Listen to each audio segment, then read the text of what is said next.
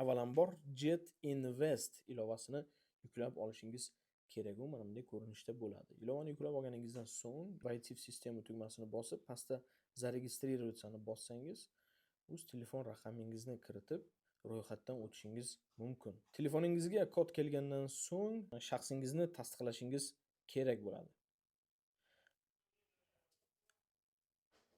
ID kartangizni ma'lumotlarini yuklaganingizdan so'ng продолжить knopkasini bossangiz, sizni selfie qilib kamera bo'yicha tekshirib oladi.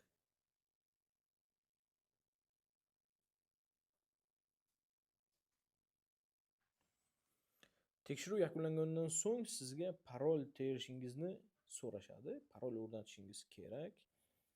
Parolni o'rnatib bo'lganingizdan keyin pin kodni o'rnatishingiz kerak. Aktivatsiya qilsangiz, birinchi o'rinda o'zbek tiliga o'tkazib olamiz. Hisob oching tugmasini bosasiz. Kartani tanlaysiz. Kartangizni qo'shasiz. SMS keladi. SMSni kodini yuborsangiz, sizni kartangiz qo'shildi. Mana bu yerda emailingizni kiritasiz.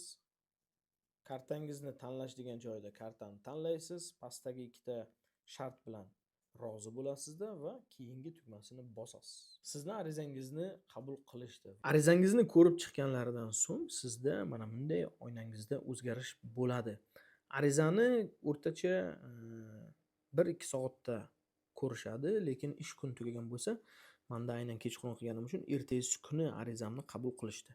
Endi arizangizni qabul qilishgandan so'ng sizda mana umumiy balansingiz ko'rsatib turiladi. Balansingiz sizda 0 bo'ladi. Men bunga pul tashladim.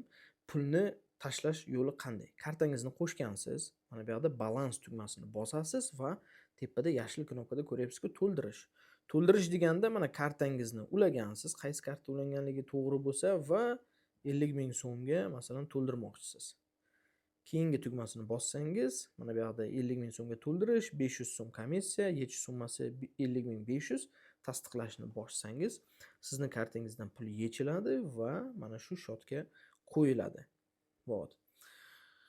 Endi balansingizga e'tiborli bo'ling. Bu pul tushirishi birdaniga tushmaydi, balki eng uzog'i shartlar bo'yicha bir ish kunida tushishi mumkin.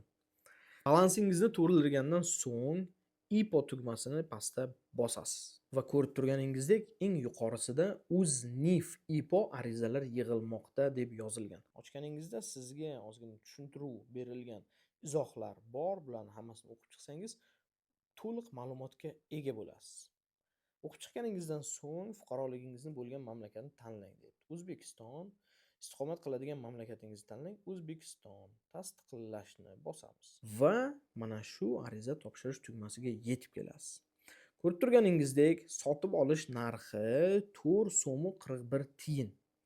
Mana bu oynada nechta aksiya sotib olmoqchi bo'lganingizni ko'rsatasiz. Menda 500 ming so'm borligi uchun men 110 mingta olmoqchiman. 485 ming so'm bo'ladi. Broker komissiyasi 2%, birja mana komissiyalarni jami 2.3%. Komissiya bilan birga jami 496 ming so'm bo'ladi. Va pastda men IPOda ishtirok etish shartlari bilan tanishdim degan tugmani bosib, xarid knopkasini bosasiz. Xarid knopkasini bosganingizda sizning telefoningizga 4 talik raqam keladi. Raqamni kiritib yuborganingizdan so'ng sizga mana shunday oyna arizangiz muvaffaqiyatli qabul qilindi deb keladi.